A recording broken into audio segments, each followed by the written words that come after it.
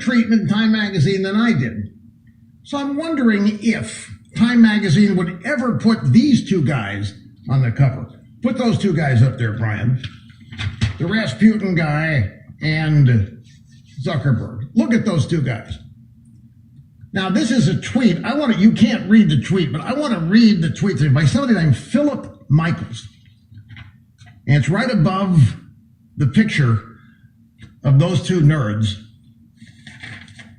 It says, this Senate hearing looks like the tale of a marooned lighthouse keeper and the robot butler he built to stave off loneliness. Okay, so look at that photo again. The Rasputin guy is on the left and Zuckerberg is on the right. You tell me which one you think is the marooned lighthouse keeper and the other one is the robot butler that he built to stave off loneliness. The Senate hearing looks like the tale of a marooned lighthouse keeper and the robot butler he built to stave off loneliness. That is just hilarious. You think Time Magazine ever put that picture on the cover, say, is the Rasputin guy and Mark Zuckerberg good for America? Think it would ever do that? 1995, they'd gone socialist and communist. Even back there's Rush Limbaugh, good for America. And here is, thank you, Brian, you can take that. I will put these pictures up at rushlimbaugh.com for those of you not watching on the Ditto Cams, you can see. Blumenthal, Da Nang Dick, the senator from Connecticut, lied about his valorous service in Vietnam. He didn't serve in Vietnam, and he didn't serve valorously anywhere. During a Senate Judiciary Committee hearing on tech censorship yesterday, Da Nang Dick Blumenthal attacked the Rasputin guy and Zuckerberg for not censoring enough conservative content. He wants them to censor Breitbart more than they're censoring Breitbart. That was his problem. His problem is they're not being tough enough.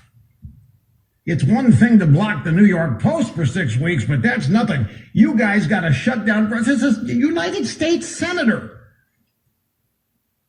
Look, it might sound funny, especially when you think of the pictures of these two guys and the picture of Da Nang Dick, who looks cadaverous if you ask me. So sick of being governed by a bunch of weird-looking people, I can't tell you. Anyway,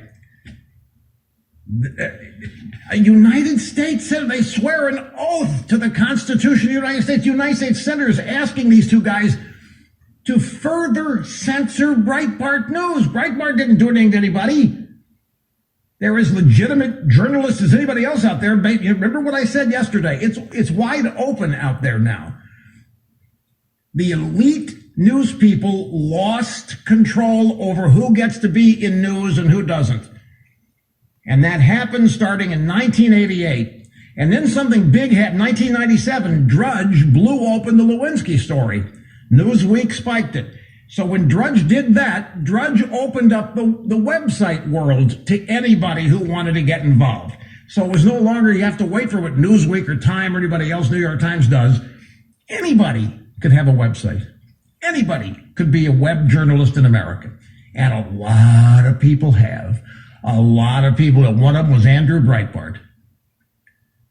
And there are countless others. Most of them at the time were on the right, but now everybody. So what used to be a very elite world, a very closed and restricted world where not very many people were in it, it's controlled by the drive-by media. It was all of a sudden, 1988, this program opens it up, then Drudge blows open Newsweek and goes ahead and publishes a story they won't, and the world was forever changed. And it has continued to evolve and change.